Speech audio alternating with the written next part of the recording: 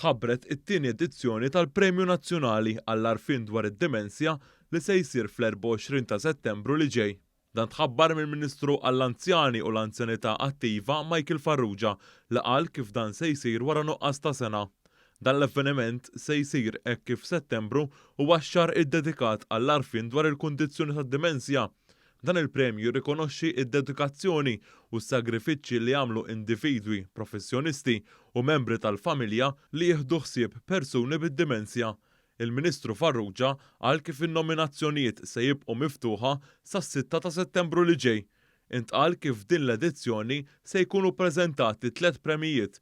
B'dawn huma il-kontribuzzjoni eċċezzjonali fil-qasam tad-demenzja, il-premju tal-Informal Carer u l-premju għal persuni li jieħdu ħsieb il-kura primarja.